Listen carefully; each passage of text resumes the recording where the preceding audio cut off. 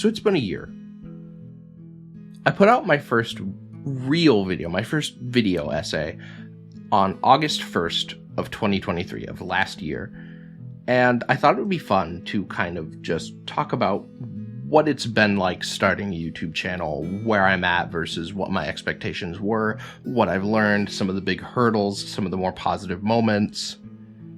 I had a lot of daydreams when I was thinking about starting up a channel. Like, I would sit there and I would go, oh man, I'm gonna put out this video, I'm gonna put up my first video and it's gonna go viral, it's gonna take off. And my dream goal was to hit 5,000 subscribers by the time that I had been doing this for a year.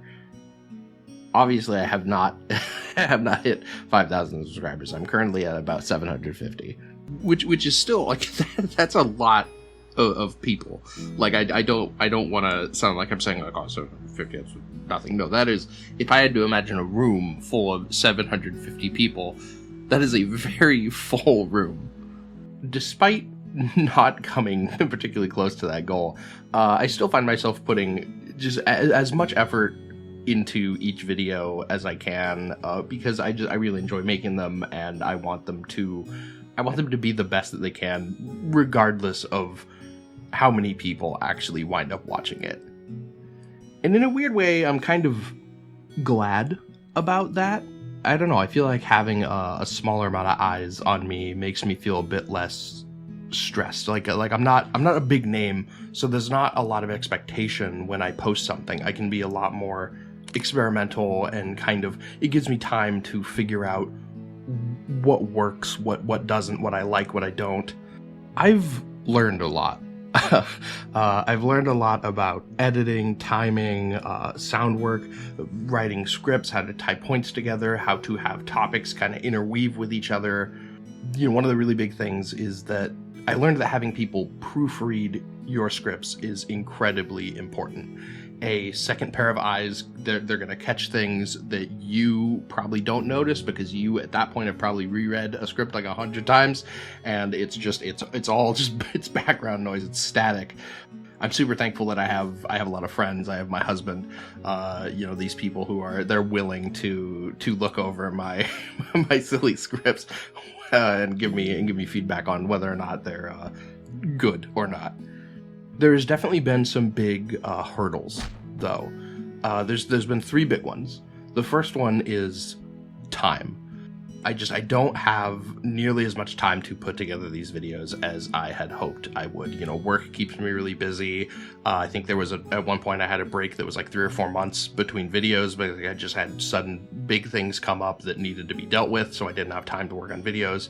The other one is, I'm kind of a perfectionist when it comes to my work. I'm always trying to make everything like as good as I think it can be, even though perfection is a concept that doesn't really exist. And so that leads to me trying to fine-tune things that probably don't need to be fine-tuned, that nobody will probably notice, and sometimes I'll spend like an entire day doing something that is exceedingly minute, and it's a habit I'm trying to break away from. And that kind of leads into my next point, that the other biggest hurdle has been accepting that the most important thing about doing this is that you have to do it for yourself. I've watched a good few other videos of this type where it's, people talking about like, oh, I've been on YouTube for X amount of years. And, a lot of them are a lot more than 1. A lot of them are like 5 or 10 or something, right? Especially for smaller channels that, didn't really take off like they had hoped to. A lot of them feel very almost defeatist, but they have this air of, oh, I never made it, and making videos has crushed me because nobody is watching them. And I think that's a really easy mentality to fall into. You want people to watch your stuff, you want comments, and you want to have a video blow up, but those are never a guarantee. So you really have to be mostly putting videos out, at least when you don't have that much of an audience. Maybe that changes when there's more eyes on you. But when it's mostly just you really have to put out work because you are passionate about it. You have to put it out because you want to, because there's never a guarantee that people are actually going to give what you made the time of day. And that's fine. That's just how it is. I did have some notable moments this year, though, some things that I thought were that are worth talking about.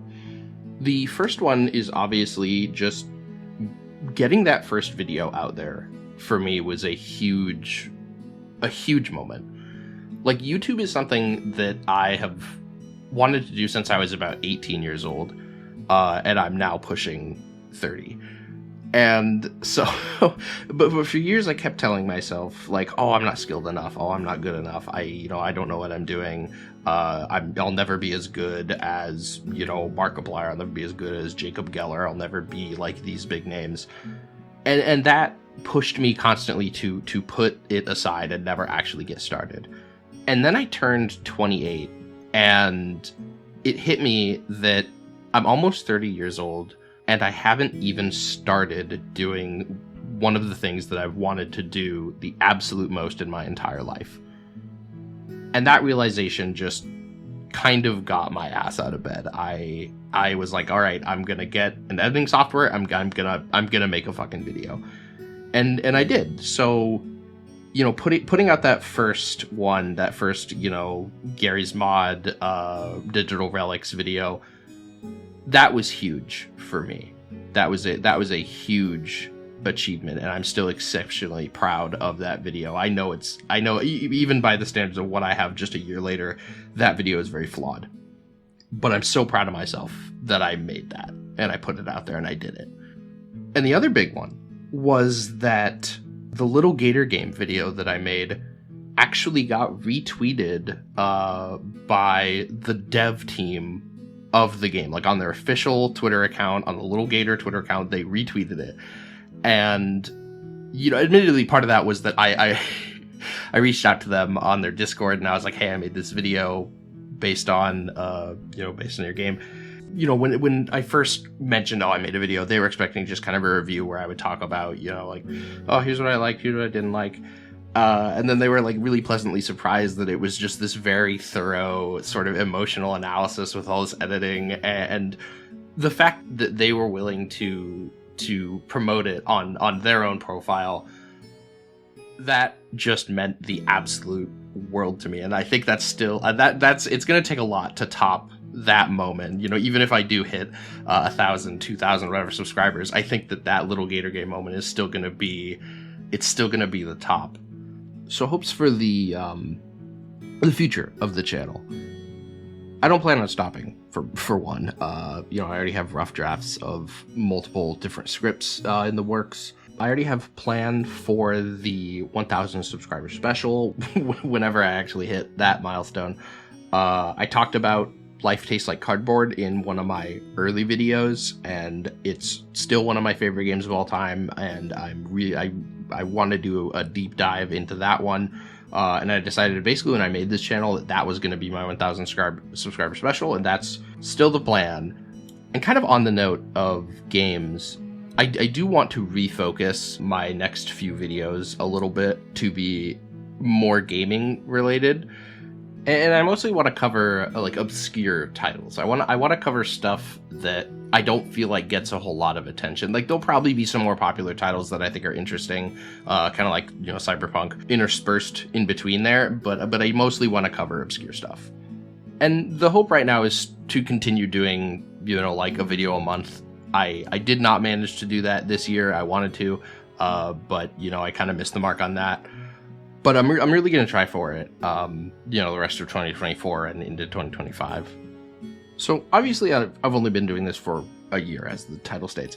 But if I had to give words to somebody who is in the position I was a year ago, where they're thinking about starting a YouTube channel, if I had to give them advice, I would say, number one, be ready to be kind of a nobody.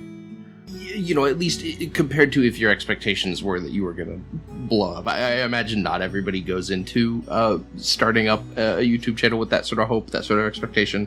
But if it was, like, I went into this, really hoping that my expertise and skills in artwork would translate to my work standing out. At this point, I'm not so sure about that. There are many, many other very, very talented people out there putting out work that is on par or way better than the stuff I'm making. But, you know, maybe you will blow up, and if you do, that's great, but don't go into it expecting that. Because there is a period, at least there was for me, of realizing that dream growth of like, 5,000 subs in a year, it's probably not going to happen. And that can be very difficult to kind of come to terms with if you're not ready for it. And that leads into my second point. I kind of brought this up earlier, but be passionate. It's really easy to get disheartened when you put a lot of time and effort into something and it flops. But that is a part of making artwork. The cyberpunk video that I spent months on that one. That was probably the video that I think took me the longest. And it flopped really hard. It's like the worst performing video on the channel.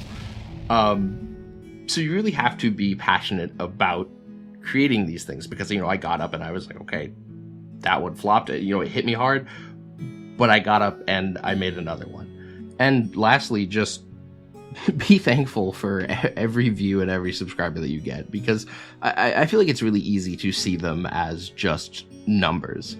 But behind every view, every tick that subscriber count goes up is hopefully a real person who took the time to enjoy what you made. And on that note, thank you so much if you watch this far, and especially thank you if you're a subscriber. It absolutely warms my heart knowing that there are, at this point, hundreds of you guys that take the time to watch these. And like I said, I don't plan on stopping, so let's aim for 1,000. I'll see you in the next one.